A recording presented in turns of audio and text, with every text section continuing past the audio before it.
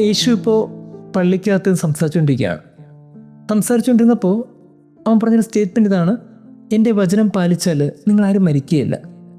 ഉടനെ അടുത്ത സ്റ്റേറ്റ്മെൻറ്റ് യഹൂദർ പറയുന്നത് ഇങ്ങനെയാണ്: നിനക്കിപ്പോൾ പിശാചുണ്ടെന്ന് ഞങ്ങൾക്ക് ഉറപ്പായി. ഇത്ര നാളെ സംശയമായിരുന്നു, ഇപ്പോൾ ഉറപ്പായി. കാര്യം ഞങ്ങളുടെ പൂർവ്വ പിതാവായ അബ്രഹാത്തെക്കാളും പ്രവാചകന്മാരെക്കാളും വലിയവനാണോ നീ? അവരൊക്കെ വചനം പാലിച്ചവരാണ്, അവരൊക്കെ മരിച്ചുപോയി. നിൻ്റെ വചനം പാലിച്ചാൽ മരിക്കില്ലെന്നൊക്കെ പറയുമ്പോൾ അതെങ്ങനെ ശരിയാവും? ലോജിക്കലി അത് ശരിയാവില്ലല്ലോ, കാരണം ചരിത്രം അതല്ല. അങ്ങനെ ഒരു വാഗ്വാദം അവർക്കിടയിൽ ഉണ്ടാകാനുള്ള എല്ലാ സാധ്യതയുണ്ടായി. അവർ യേശുവിനെ പിശാച് ബാധിതനാക്കി. സുവിശേഷം എൻഡ് ചെയ്യുന്നിടത്ത് യേശു പറയുന്ന അബ്രഹാമായിട്ട് റിലേറ്റ് ചെയ്ത മറ്റൊരു കാര്യമുണ്ട്. അതിങ്ങനെയാണ്: അബ്രഹാം ഉണ്ടാകുന്നതിന് മുമ്പേ ഞാനുണ്ട്. ഇത് പറഞ്ഞപ്പോൾ അവർ കല്ലെടുത്തു യേശുവിനെ എറിയാൻ. ആദ്യം പിശാച് ബാധിതനായിട്ടാണ് കണ്ടത്. ഇപ്പോൾ അവൻ ഇനി മുതൽ വച്ചുകൊണ്ടിരിക്കാൻ പാടില്ല, കൊല്ലാൻ തീരുമാനിച്ചവർ. അതുകൊണ്ട് ഒരു കല്ലെടുത്തു. പള്ളിക്കകത്തുനിന്ന് യേശു ചില സത്യങ്ങൾ പറഞ്ഞതിൻ്റെ പേരിൽ അവർ കല്ലെടുത്തു. ആ കല്ലെടുത്തപ്പോൾ യേശു ദേവാലയത്തിൽ നിന്ന് പുറത്തേക്ക് പോയി എന്ന സങ്കടകരമായ വചനത്തോടു കൂടി ഇന്നത്തെ സുവിശേഷം അവസാനിച്ചു.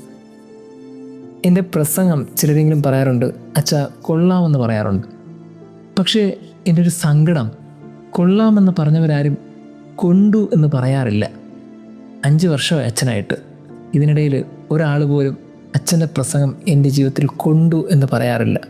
കൊള്ളാമെന്ന് പറഞ്ഞ വാക്കിൽ നിന്ന് കൊണ്ടു എന്ന് പറഞ്ഞ വാക്കിന് ഒത്തിരി ദൂരമുണ്ട്. നമ്മൾ പറയുന്ന വാക്ക് ചിലരുടെയൊക്കെ ഹൃദയത്തിൽ കൊള്ളണം. ഉള്ളിൽ കൊള്ളാത്തതൊന്നും കൊള്ളാമെന്നാരും കരുതി കളയരുത്. യേശു ഇന്ന് ദേവാലയത്തിനകത്ത് വെച്ച് പറഞ്ഞ വാക്കുകൾ അവിടെ ഉള്ളിൽ കൊണ്ടിട്ടുണ്ട്. ഈ കൊണ്ടതിൻ്റെ പേരിൽ അവർക്ക് യേശുവിനോട് ദേഷ്യം തോന്നി. പക്ഷെ ആ സത്യം യേശു മറച്ചു വച്ചില്ല. യേശു ആ സത്യം പറഞ്ഞുകൊണ്ടേയിരുന്നു. പറഞ്ഞതിൻ്റെ പേരിൽ അവരവനെ കൊല്ലാൻ തീരുമാനിച്ചു. ചില സത്യങ്ങളൊക്കെ കൊള്ളുന്നു എന്നതിൻ്റെ പേരിൽ പറയാതെ മൂടി വയ്ക്കുമ്പോൾ അതെങ്ങനെ സുവിശേഷമാകും?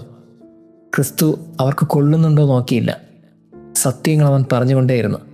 അവൻ്റെ ശരികൾ അവൻ ആവർത്തിച്ചു കൊണ്ടേയിരുന്നു. അവസാനം ദേവാലയത്തിൽ നിന്ന് ക്രിസ്തു ഇറങ്ങിപ്പോയി എന്നാണ് വചനത്തിൽ പറയണേ. ഒന്ന് ഓർത്തു നോക്കി, ചില സമയങ്ങളിൽ നമ്മൾ കേൾക്കുന്ന വാക്കുകൾ കൊള്ളുന്നുണ്ടെങ്കിൽ നമ്മൾ മറുതലിക്കും. ചിലപ്പോൾ യഹൂദരെ പോലെയൊക്കെ നമ്മളും പറയുന്നവർക്കെതിരെ സംസാരിക്കും. നമ്മൾ കേൾക്കുന്ന കാര്യം ചില സത്യങ്ങളുണ്ടെങ്കിൽ അത് സ്വീകരിക്കാൻ നമ്മൾ എന്തിനാണ് മടിക്കുന്നത്? മടിക്കുന്ന ഇടങ്ങളിലൊക്കെ ക്രിസ്തു ഇറങ്ങിപ്പോവും. അതാണ് സുവിശേഷം പഠിപ്പിക്കുന്നത്. ഇപ്പോഴും ഹൃദയവിശാലതയോടെ ചില സത്യങ്ങൾ കേൾക്കാൻ മനസ്സ് കാണിക്കാത്ത എന്തുകൊണ്ടാണ്? ദൈവം നമ്മെ അനുഗ്രഹിക്കട്ടെ.